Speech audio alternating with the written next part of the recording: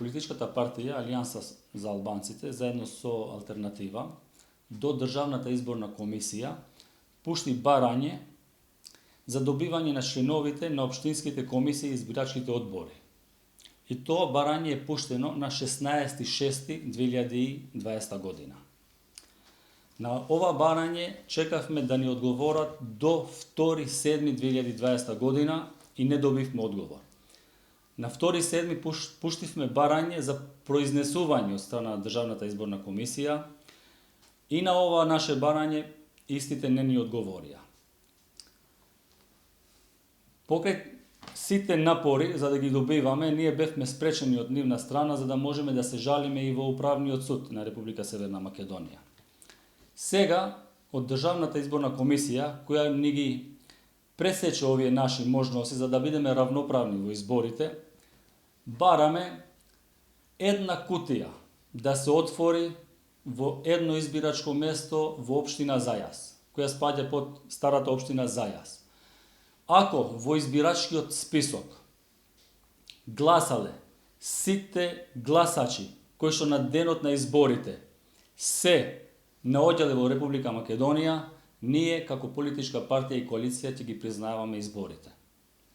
За нас недозволиво е луѓе кои што починале, а се наоѓале во избирачкиот список, луѓе кои денот на изборите не биле во државата да гласат и да се пушта да гласат луѓе по 2, 3 и 5 пати, како и да се носат луѓе од село во село за да се гласа. Ќе правам една мала споредба. Во мојата општина, општина Боговиње, кај што спаѓам јас, излезеноста е 36%. Во општина Боговиње активна кампања воделе 4 политички партии. Секоја партија, секој нивен активист се потрудел да стигне до секој гласач, за да може да влијае истиот да гласа за нив. Во општина Кичево, кој што спаѓа во делот на 6-та изборна единица, кај што има една партија, кај што немало никаква политичка активност од таа партија, кое село е повеќе од полупразно, гласале 37,25 гласачи. Ако доаѓате во мојата општина, немате кола кај да паркирате, пошто се е зафатено. А на тие места во општина Кичево, кои што спаѓаат во 6-та изборна единица, нема луѓе, а не коли. Затоа, ние не ги признаваме изборите во тие места. Значи вака, ние ќе пуштиме кривична пријава за сите членови на избирачките одбори, во сите изборни избирачки места за кои што пуштивме приговори пред Државната изборна комисија. Значи, како течело измамата? Ако вие имате 5 или 6 мина од избирачкиот одбор кој што го спроведуваат изборниот процес, и ако доаѓа човек да гласа со лична карта во рака или пасош и му го дава на првиот кој што е член на ДУИ, истиот му дозволува, заедно со другиот член од ДУИ, му дозволува да се потпише у книгата, каде што тој не е евидентиран, туку се потпишува за лице кој што е починат или за лице кој што не се наоѓа во тој момент во Република Македонија. Третиот или четвртиот кој го дава избирачкото ливче, тој нема појма дали тој што ја зема ливчето да гласа е евидентиран во тоа избирачко место. На ваков начин, преку цел ден се стигнува до оваа бројка која што е класична измама. Ако таму се спроведуваат избори, излезеноста не може да биде повеќе од 10%. Затоа што луѓето не се наоѓаат во Република Македонија. Нема избирачко место во Република Македонија каде што излезеноста на изборите во 2020 година е поголема од 2016 година. Имајќи го во предвид тука и пандемијата. На сите наши наблюдувачи им кажавме дека за секоја нерегуларност треба да поднесуваат приговори во записниците.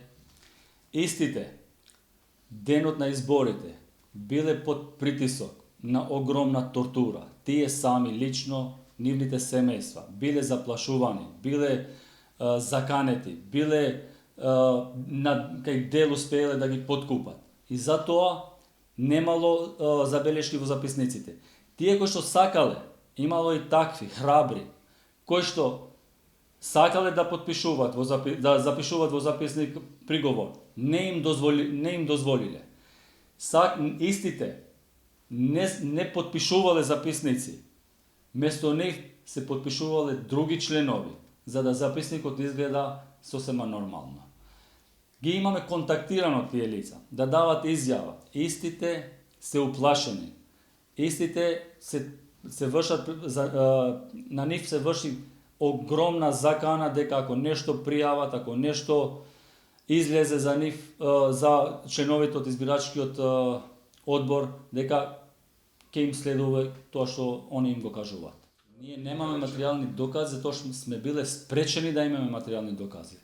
Ние како прво не сме имале членови во избирачките одбори. Не ни дозволија од ДИК. Доколку ние би имале, сигурно не би ставале локални наблюдувачи од локалното население. Сигурно би праќале лица кои што не може да се подкупат, не може да се заплашат. Ова право ни го земаше ДИК. Значи за нас беше неприфатливо уште од почеток во еден избирачки одбор да има членови од СДСМ и од БЕСА, кои што бранат исти гласови. А нас, како единствена опозициона партија, политичка, не ни дозволија да имаме членови. Уште тука ние бевме спречени за денеска да ги имаме материјалните докази. Ние сега ќе пуштиме за сите тие избирачки места, кај што пуштиме приговори пред Државната изборна комисија, ќе пуштиме кривична пријава против сите избирачки одбори за сите тие избирачки места. Затоа што тие свесно го дозволиле ова крадење на гласовите.